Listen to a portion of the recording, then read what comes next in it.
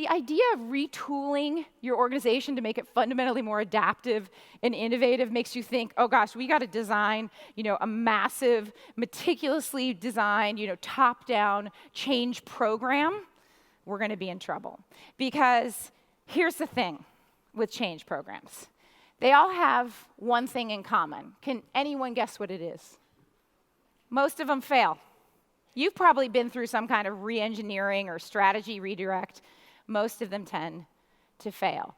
And we've been studying the challenge of big change at the Management Lab, which is my little initiative that I run with a few people. And what we found are 3 widely held beliefs about change that are particularly toxic. Let's just go through them. Change starts at the top. The notion that top executives, senior leaders are the ones who initiate change. They're the ones who are best placed to judge when change should happen. Well, the problem here is most senior leaders are insulated by layers of managers, and when change becomes big enough and unavoidable enough to capture the scarce attention of senior leadership, you're already playing defense. You know that expression, burning platform, that you hear CEOs say sometimes? Well, if you're already standing on it, you're already toast. We got to change that. Change is cascaded. Doesn't that sound lovely? Well, what it means is that change is rolled out, it is scripted, it is imposed upon people. And when you overly prescribe, both the ends and the means, people are not going to embrace change. This notion that change can be engineered, like a large-scale construction project. Here's the problem with this. Well, the scope and the nature of change, it's bounded by the imagination of the engineer. And often it's way too limited or it's way too grandiose. So the question is, if you do want to make deep change that's sustainable and avoid these pitfalls, what do you do? Well, let me offer up a few approaches to building a robust change platform rather than a change program that kind of gets around these pitfalls. So move from being a top-down change architect to being an activist-out change enabler. If you want change to be proactive and pervasive, you have to syndicate out the responsibility for initiating change to everyone in the organization. So take, for example, a small band of trainee doctors, young leaders, and change specialists at the National Health Service in the United Kingdom, enormous organization. Several years ago, they initiated something they called Change Day in 2013.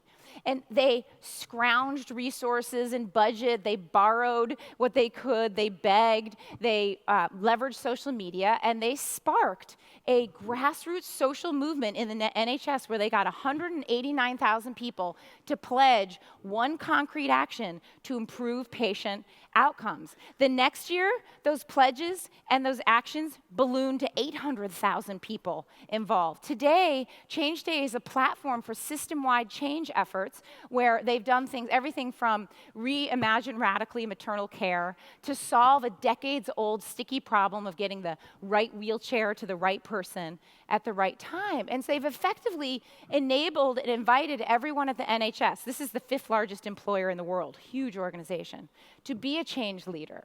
And in the process, they've improved care for tens of thousands of people.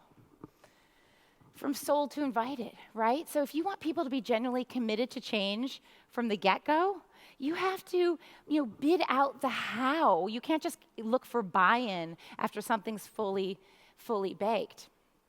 And this is very much actually like what you heard announced the other day, the credit union innovation program that was just announced with OpenIDO. How do you bid out the how of change or innovation to a wide group of people?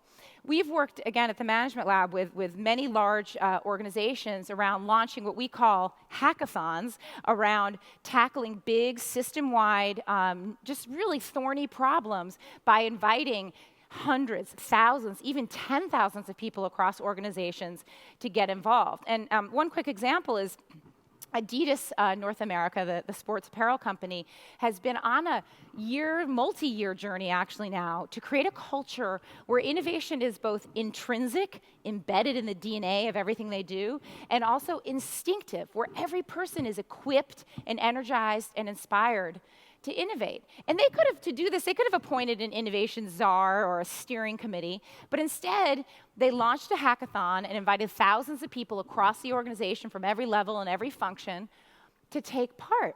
And this is a little picture of the platform we created. I can't show you much more, but it's a collaborative platform that's designed to get, on the one hand, everybody really smart about the problem, not just to sort of throw ideas out there, and then to enable deep collaboration to generate thousands of options when it comes to how do we hack our organization to make it fundamentally innovation friendly.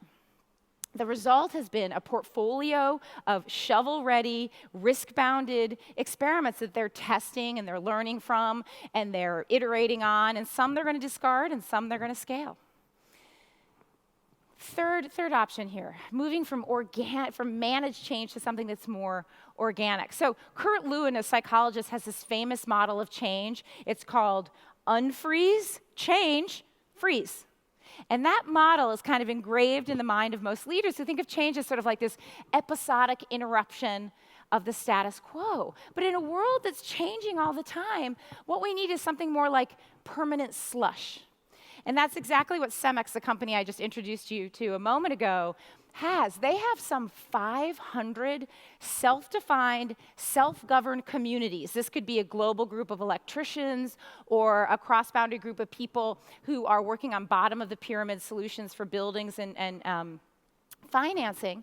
And they work together to generate and implement change initiatives, thousands of them, a year. And these organic communities that cross every kind of boundary, functional, hierarchical, geographical, they can do things that the formal organization has never been able to do, like supercharge their sustainability agenda, create the first global product in a highly localized industry. So it's often said, people don't like change, right? You've heard that before. We don't like change. Well, if that were true, would we move across the country, get married, have kids, pick up a new hobby if we didn't like change? I think it's not that we don't like change. We just don't like royal edicts. We don't want our change to be rolled out to us. We want to help roll it up.